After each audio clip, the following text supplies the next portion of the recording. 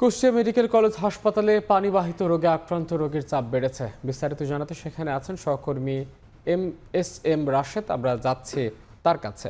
রাশেদ, কুষ্টিয়া যে সরকারি হাসপাতালগুলো রয়েছে এবং সেই সাথে কুষ্টিয়া মেডিকেল কলেজেও কিন্তু পানিবাহিত রোগীর সংখ্যা বৃদ্ধি পেয়েছে, বিশেষ করে ডায়রিয়া, কলেরা এবং আমাশা।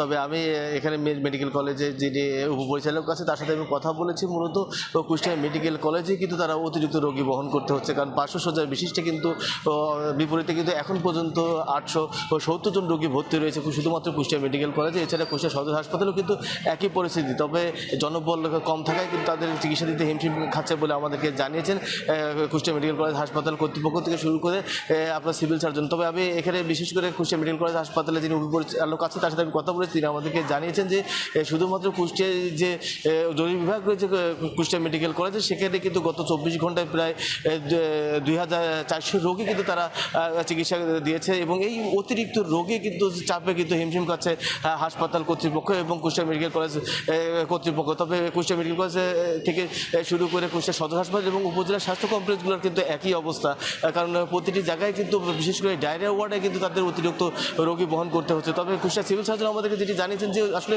ওষুধের কোনো সমস্যা নেই, কারণ পর্যাপ্ত পরিমাণে ওষুধ সাপ্লাই আছে সরকারের পক্ষ থেকে, কিন্তু আসলে এখানে মূলত যেটি সমস্যা ডাক্তারের স্বল্পতা রয়েছে বিশেষ করে কুষ্টিয়া মেডিকেল কলেজ এবং কুষ্টিয়া সদর হাসপাতালে, যার কারণে কিন্তু অতিরিক্ত রোগীর চাপ বহন করতে হচ্ছে কুষ্টিয়া সরকারি হাসপাতাল থেকে মেডিকেল কলেজ কর্তৃপক্ষকে। তবে কুষ্টিয়া মেডিকেল কলেজ কর্তৃপক্ষ যে ডিডি আছে তিনি আরও আমাদেরকে জানিয়েছেন যে খুব শীঘ্রই কিন্তু বিশেষ করে বিভিন্ন ধরনের সাপোর্টিং স্টাফ থেকে শুরু করে ডাক্তারও কিন্তু আগামী কয়েকদিনের ভিতরে আসার সম্ভাবনা রয়েছে বলে আমাদেরকে জানিয়েছেন। তবে এই যে অতিরিক্ত রোগী বহন করার কিন্তু আরেকটি কারণ রয়েছে, শুধু কুষ্টিয়া সহ কুষ্টিয়া আশেপাশে বিভিন্ন জেলা থেকে কিন্তু রোগী আসে চিকিৎসা করার জন্য কুষ্টিয়াতে, যার কারণে কিন্তু অতিরিক্ত রোগী বহন করতে হয় কুষ্টিয়ার হাসপাতাল, সরকারি হাসপাতালগুলো এবং কুষ্টিয়া মেডিকেল কলেজকে, যার কারণে এই অতিরিক্ত রোগীর একটি চাপ কিন্তু রয়ে যায় সবসময় কুষ্টিয়া সরকারি হাসপাতালগুলোতে।